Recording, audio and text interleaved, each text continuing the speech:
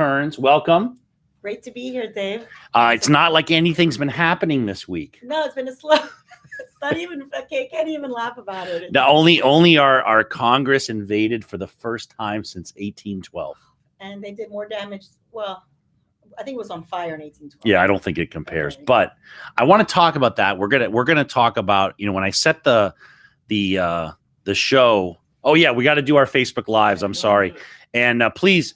Send us comments, send us questions. I know Headley, you were going to send us a question, so I want to make sure you guys get your questions in. We're going to talk about national stuff, and the way that I had set what we were going to talk about was the transition of power, which we're in the middle of. Yeah. There's been some hiccups, but we're doing it, and then what the future of bipartisanship is. And I also want to talk local. And how that applies to us. For example, how our local congressmen, senators voted. They were kind of all over the place. So yes. I want to talk a little bit about that. So first of all, let's talk about when did you see the events unfold? It was Tuesday, right? Well, Wednesday was when they were certifying. No, but Wednesday. Okay. So how did you come to your attention? Tuesday what did you was see? Georgia's Senate election. Yes. Like a lot of people, I'm working from home, and in between taking my kids to school in the morning and dropping them off and picking them up in the afternoon. So in between, try to get some work done. And of course, I had the TV on. So excited about the results of Georgia, and I knew that there'd be some. Yeah, I was at home to see the certification. And when I left, I went to go pick up my daughter. They had just broken out. The Senate had just left Congress to go debate for 2 hours the first objection, which was Arizona. Yep. And then when I came back, I couldn't believe it. The domestic terrorists, I'm sorry, I think we need to refer to them as that. They're domestic terrorists. They were climbing through the windows, breaking stuff. The Capitol Police had unfortunately lost control of the situation. The TV was on, and my 7-year-old was shocked. She said, "Mom, what is this? Well, what's going on?"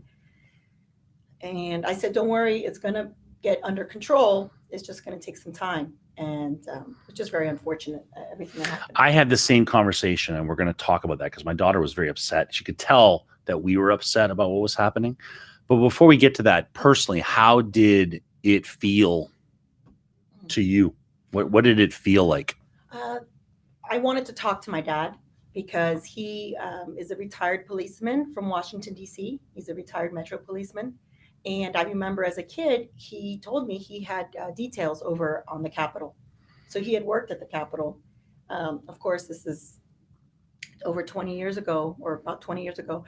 But still, I knew from everything from growing up that the police are very prepared, very trained, and what transpired didn't make sense to you. Yeah, and we're seeing videos now where it's like it's hard to tell. I'm always suspicious of these YouTube videos or videos on Twitter, but like you can see the police opening the gates and letting that's them one in. Of the most disturbing videos, and I know exactly what you're talking about. There were metal gates there, and it's like the officer opened it. Yeah, there were dozens and dozens of protesters, and you see maybe 4 or 5 police, and 2 or 3 of them are actively moving the gate, making it easier for the rioters, the criminals to move forward closer and closer to the Capitol. It made no sense to me. And you saw that the head of the Capitol Police resigned. Yes. And it's going to be interesting to see what the fallout is. It's one of the things that you and I have talked about is how you transition, like in the arc of history, how does this all fit in? And there's some people that are saying how, I think there's a feeling that if this election had been closer, that Trump may have been able to pull this off. Absolutely. And the Republicans would say, they would say not that he could pull off a coup, but that they would invalidate a improper election. And I think that a lot of people that are kind of above the fray are saying, like, the most important thing here, like, we have to have clean elections, and we have to have people have faith in those elections.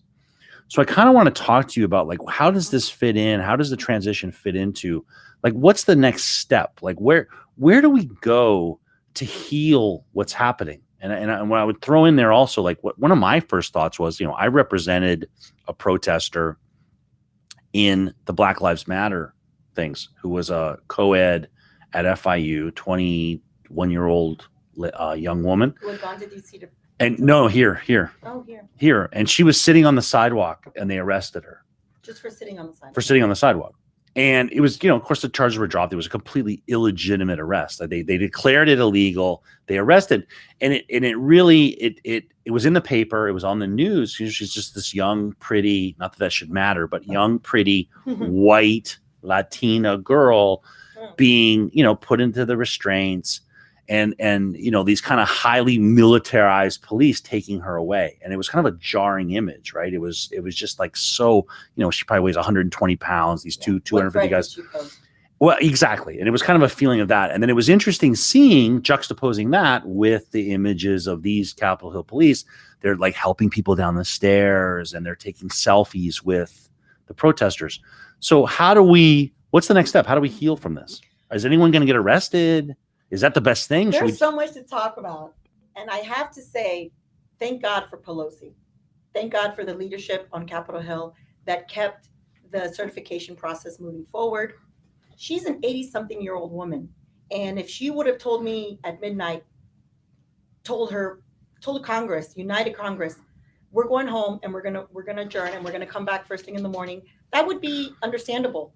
They've had a long, scary day. Most of them were scared for their life that day. That's a shocking, tense, like not an enjoyable experience. It's just a horrible experience. And she said, no, we're moving forward. We're going to continue with the process. We know that people may still object. We hope they don't, if they respect the Constitution. But she went forward, and at 3-4 in the morning, they certified it. Props to Pence, too, for doing the right thing and not listening to Trump, who was, that's one of the reasons he sent that mob down Pennsylvania, was to pressure Pence in not certifying and not doing his constitutional duty, which is just counting the votes. He doesn't have authority to reject the votes. It was to count them. So I want to say thank you to those leaders that made it happen, because we would not have the peace of mind that we do right now, Friday before the weekend, to know that on January 20th, Biden's going to come into power, and we know we're going to be under more stable leadership than we have right now. And then your second question, the images, one of the first things that I thought of was, why aren't these guys getting arrested? Why aren't there more gunshots, more on the police, on them? Because everyone is talking, and I thought of it right away. And I can honestly say that I haven't suffered from racism in my life, not to any significant extent that I can recall, but it's so apparent and so rampant, and you don't have to look at anything further than how the police and other people in the position and with responsibility to protect the Capitol treated these majority white domestic terrorists. They treated them with kid gloves, and a lot of times they moved the gates to let them in. They ran away. I don't want to say ran away, because I have a ton of respect for police. My dad is a retired policeman, and it's not their fault. I'm sure that they weren't provided enough people, the right orders, because if they were told by their higher ups, don't shoot, don't hurt the protesters, well, that's what they're going to do. They follow instructions from there. So we can't blame the individual police. They obviously were provided bad leadership. Well, we don't know that. Now, one thing I would say to you is, like, so where I'm going with this. There weren't enough people. There weren't enough Do police. we need, like, it's almost like. David, but I have to finish. I'm sorry to cut you off. It's a fact, and I've heard congressmen who've been interviewed the last couple days, that there were more people for the Amy Coney Barron, sorry if I butchered her name, Supreme Court nomination and well, we've seen those pictures of them lined up. There were we know on this event that we knew that was that we all very knew contentious. Yeah, that for months the QAnon, the Proud Boys, the Oath Keepers, they've all been saying on their platforms, we're going to go January 6th. Wednesday's the day that we're going to take back our republic, take back our country. Like, who was not listening to that? Who was responsible for our security? And I'm not surprised if a lot of heads are going to roll as far as people losing their jobs, because this should have never happened. And if they treated the BLM protesters this summer like total criminals, and for the most part, it was very, very peaceful. Nothing like the protesters that we saw on Wednesday. But let me ask you this. So it's interesting because one of the ironies of all this is I'm hearing that, a ton of really, to me as a lawyer, overreaching statutes were brought during the BLM protests. So the idea is big sentences for defacing monuments and things like that. And they're saying it will be interesting to see if that's brought to bear against these protesters. I mean, there's 10-year sentences for defacing federal property, which has clearly happened.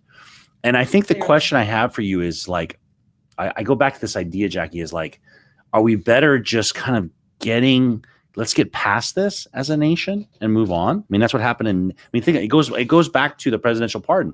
I mean, President Andrew Johnson, pardoned the Confederate soldiers, right? That was straight up traitorous act, right? And they to keep the republic going, we said, okay, that's it. We're not going to prosecute these people. We're back to normal.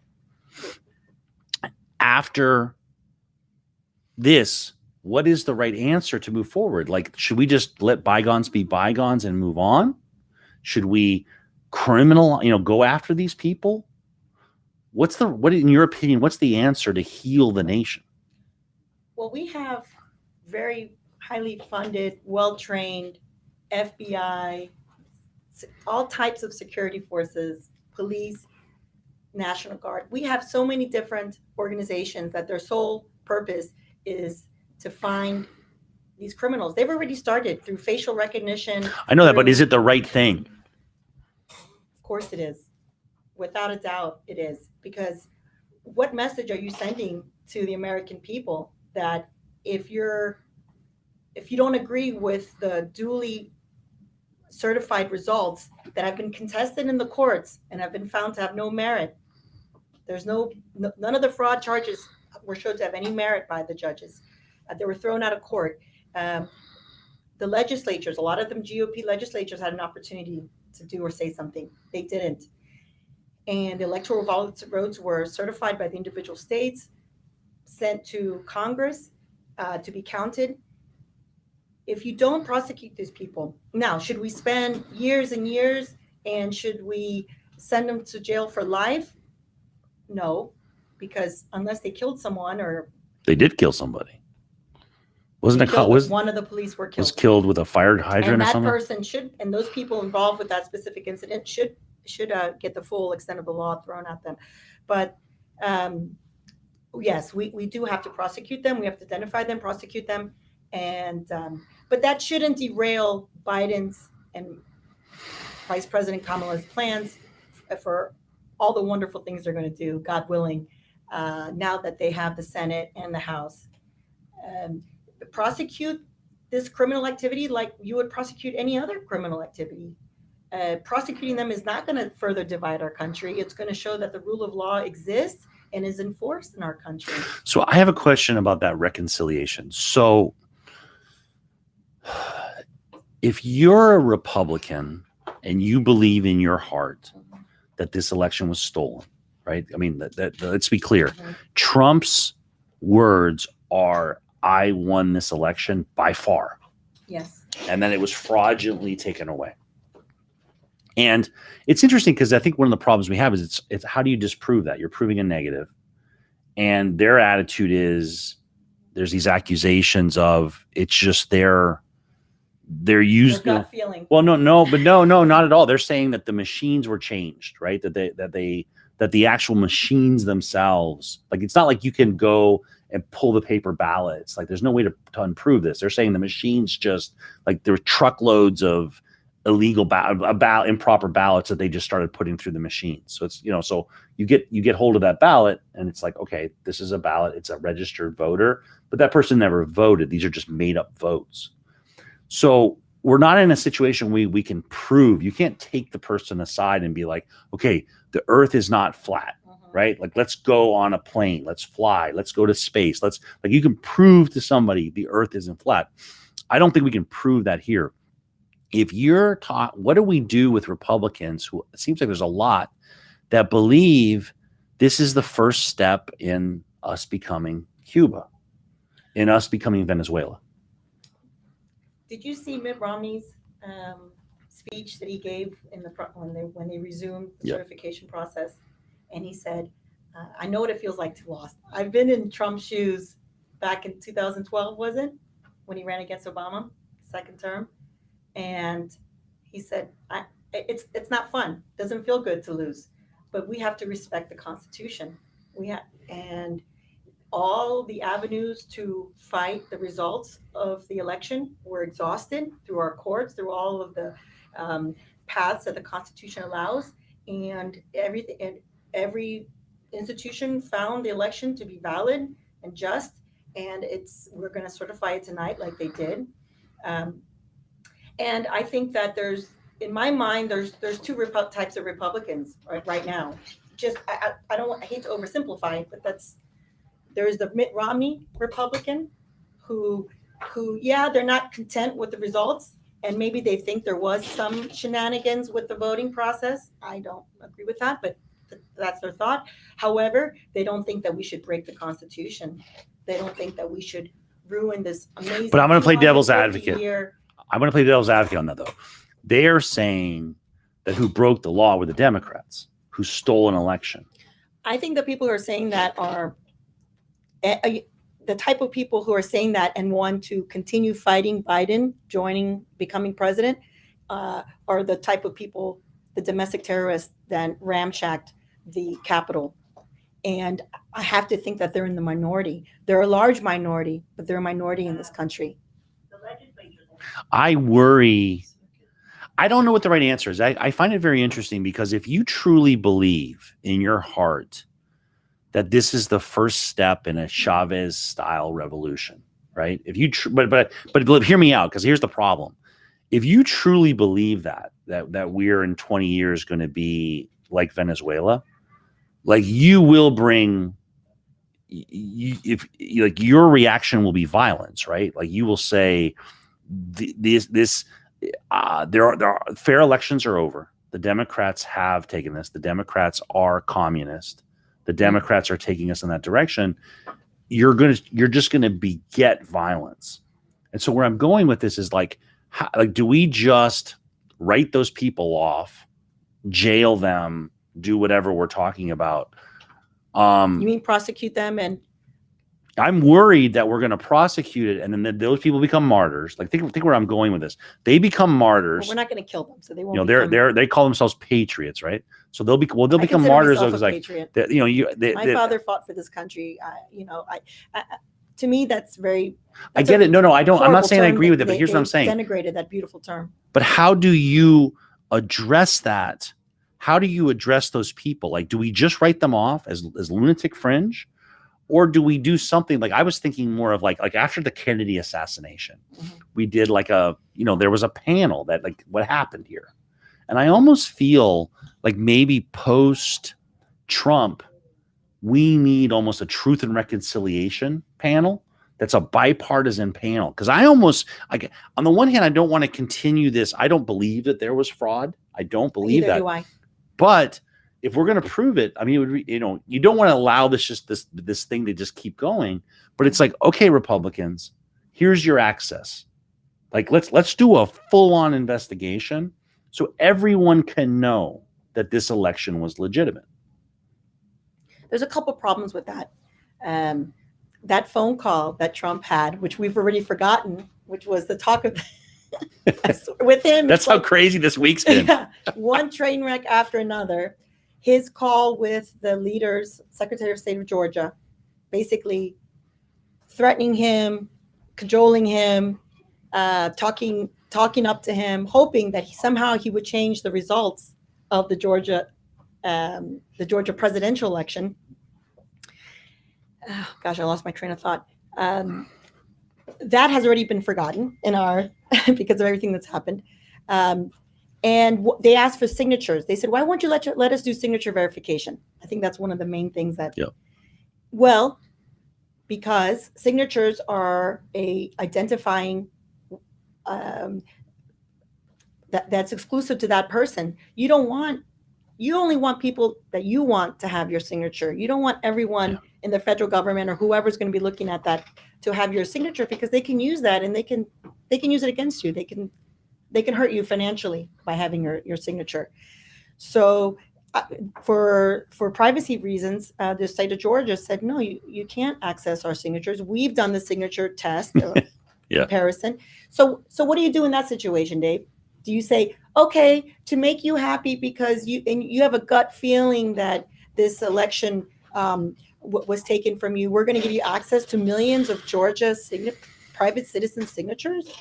And how do we know that they're going to keep that private?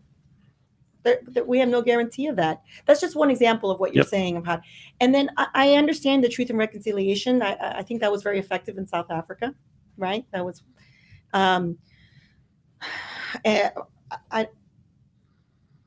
it is a shame that we've gotten this low, and we do need to address it because we can't continue.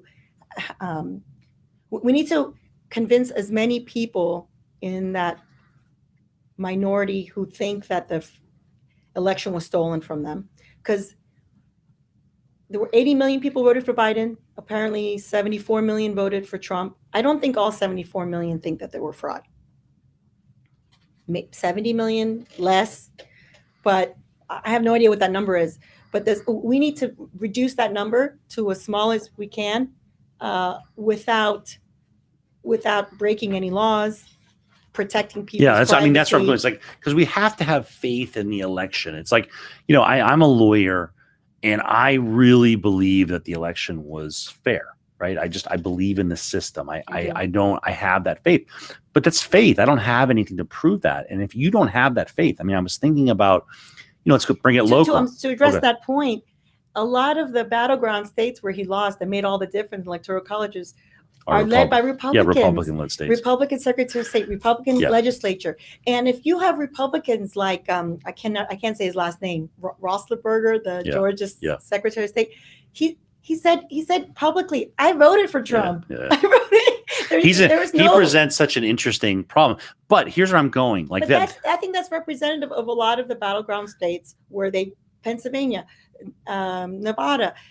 Oh, we won there. Well, if you won there and it was stolen from you, why is it that all the leaders were Republican and you still managed to lose it? So even your fellow Republicans it wasn't just the Democrats that stole the election from you. It was your fellow Republicans. It just doesn't make a lot of sense. But here's the thing. Let's take it local, right? Okay. We had one of our two senators, voted to contest Arizona, right? I mean, I got to tell you something. I can't imagine how mad I would be if someone tried to disenfranchise my vote, my personal vote, like as a lawyer. It's actually a neighbor of mine, so I really hate. Well, that's Jimenez. You're talking about Jimenez, but but let's go senators. So Marco Rubio surprised me. He did not vote to challenge, but Rick Scott did, and then Carlos Jimenez voted to uphold the challenge. And so here's politicians who are saying Rick it was illegitimate. All of them that voted to object to the Electoral College certification did it for their own personal benefit because they're thinking of the next election. And they don't want to lose that support from Trump's whacked out base, people who support infiltrating our sacred Congress, the halls of democracy, by force. Prior to that occurring, you could almost, it was in their right to object. It was in their right to go waste 2 hours of everyone's time for every state that was being counted, and then come back and continue the vote, and they wouldn't have not one iota of difference on the vote. But after what happened on the Capitol, for them to continue to object, it's shameless, it's mind-boggling, it's unjustifiable, and I think Marco Rubio, who I'm not a fan of, but I think that was very insightful of him to not vote to vote yes with the certification as opposed to no, like Rick Scott did and Jimenez did, because as a Cuban, he knows what it feels like to be from or have family from a banana republic. Right. And he saw the potential beginnings of a banana republic on TV, real time, like the rest of us did. Right. And he said, I can't go back to my Cuban constituents in South Florida and say, yeah, I endorse that. I condone that.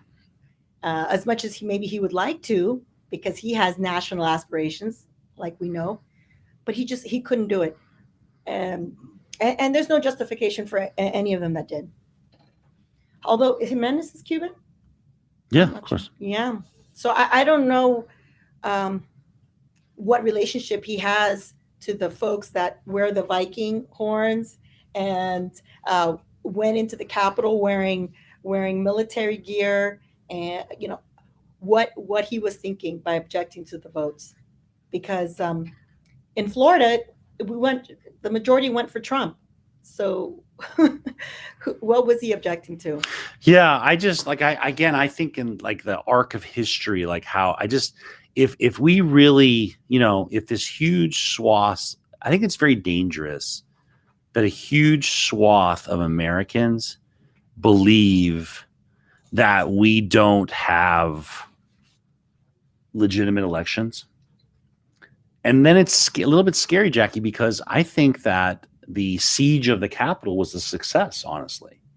I think that it showed the power that those people have, that they were able to shut down the legislative body of the capital of the free world and frighten to death and get away with it. Right. I mean, we'll see what happens, but Trump could Trump could pardon everybody. And he probably will. And I think they temporarily were successful, but I wouldn't say they were overall successful, because they were booted out. And like I said, Pelosi saved the day. No matter what you think about her policies or what type of person she is, if she would have said, let's go home and rest. Now, she did change. I noticed she changed her outfit because she's a very fashionable lady. But she did not give up. She did not throw in the towel. She did not let some hooligans stop the democratic process. She was incredible. Hats off to her. So tell me this. What's the next step? It sounds like they're going to try to bring articles of impeachment against Trump. Yes, absolutely. You think that'll happen?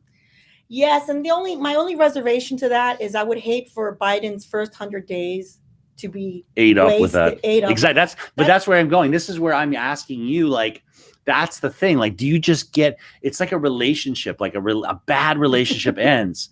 What do you do? Sometimes it's just like, move on, and then other times it's good to go to therapy and get better and like deal with the trauma of what happened. Right. And I think that's where we're at of how we're going to do it. And I think it's complicated because, of course, it seems like all indications, Trump, who's now saying he is going to peaceably transfer power, right? He has said that. He has no choice, or Pence was going to Section 25 him. Article 25 him. Well, you know what I mean. But he's going to. So with that, I had no choice. So he's going to move on. And it seems like the Trump campaign starts on January 21, right? The 2024 election.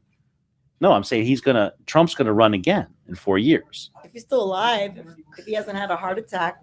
I heard he doesn't have the healthiest. He said he felt better after the COVID. COVID made him stronger. I know you think that he's going to come back stronger than ever in 2024, but I think the Republicans really want to just put him behind and make as far away history from them as they can. The fact that they lost the Senate and they have no power starting January 20th, 2021. I mean, they are. It's the weirdest election because they lost. Think again about local politics. They gained locally on the in Congress. In Congress. In the Senate, nationally, they lost, right? So they gained, I guess in Congress, yes, they gained a few seats.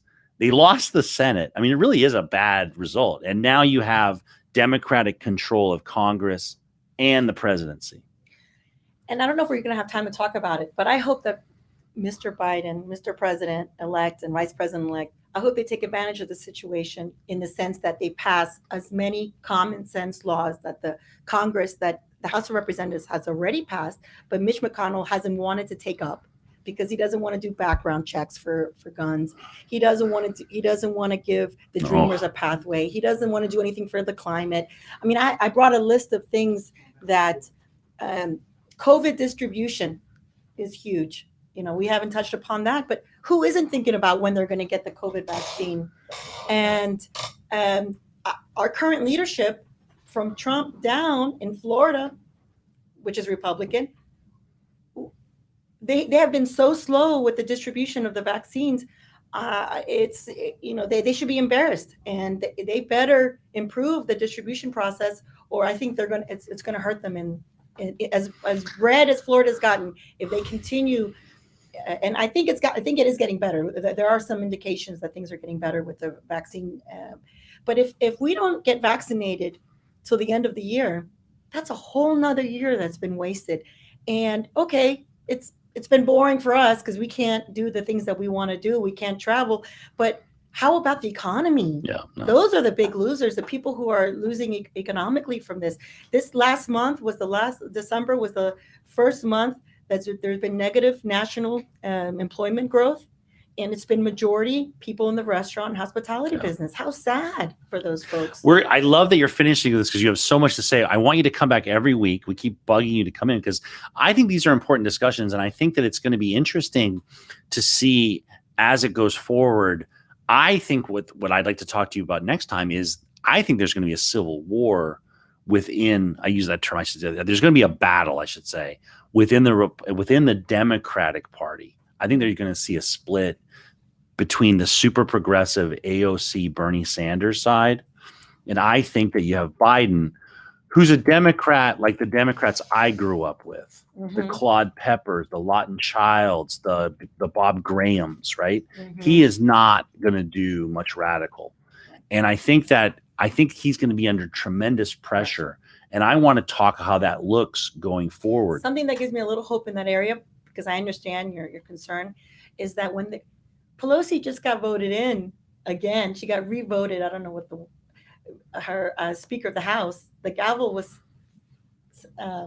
she was voted again as the Speaker of the House just a few days ago, less than 2 weeks ago. She won her caucus again, the majority of her caucus, even though it's gotten smaller in the House. She got the gavel again. And AOC, I saw something that she had said about it. I don't know if it was on her Instagram or Twitter, but she said,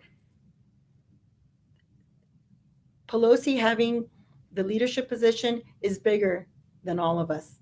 Having the right person in that position is bigger than their progressive aspirations. Not that they're going to stop fighting for the common man, the progressives, but they realize that they do, at least AOC realizes they have to stay united. Especially now, they're in a very unique position where they can get so much done, and they would be fools. And AOC is anything; she's not foolish, and she knows she wants to get. She learned very quickly how things get done on Capitol Hill, and she's not going to waste this opportunity. She's too young, too smart, and I know she's going to work with Pelosi to get things done because they have it's such an amazing opportunity right now. It's an amazing opportunity, and it's like, you know, if they play this right and they can all hands on deck. Roll this vaccine out, get this country working, get the economy going. You know, they're already talking about doing the $2,000 stimulus check. They're going to do like that they will, if they pull this off, if they give everyone $2,000, they get the economy going, they get people back to work, and we're back to normal in the fall. I mean, the Republicans may be right. They may not be a chance to get reelected for a long time. The Democrats have a really good opportunity. We'll see if they can do it. I am very suspicious about the rollout of the vaccine. I think that we're facing significant challenges of getting that out. I don't think the road ahead is easy. It's kind of like when Daniela got elected mayor. I was like, that's a tough job.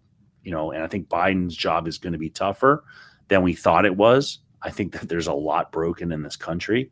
And I want you to keep coming back and talking about, and I'd like to have a Republican come in and let's talk it through, because I think that this healing is everything. We've got to go. We haven't talked about the future of bipartisanship. And I want to talk about that because we have to work together. Right now, the Democrats don't have to work together. That's what's interesting about this, right? The Democrats don't have to work with the Republicans. But for the betterment of the country, I think we have to start the healing process. Biden has shown 100% that he wants to work with the more moderate Republicans. He's reached across the aisle. He's already had conversations with as many senators, the senators that he's worked with for 30 years now, because he's been on Capitol Hill forever and a day. He's already reached out to those right of center folks, and I think a lot of Republicans. I'm so impressed with the House of Representatives who was calling for the Article 25. I don't remember. Yeah, he's a Republican is calling for that. Those are the Republicans that are going to vote for common sense democratic legislation. The ones Trump calls a rhino. Yes. All right, we're out of time. I hope you come back next. I'm glad you're frustrated that you have so much more to say. You're going to come back. There's so much every week. Thank you, Tommy, for the great production job. Thank you. And thank you, Miami. We'll be talking.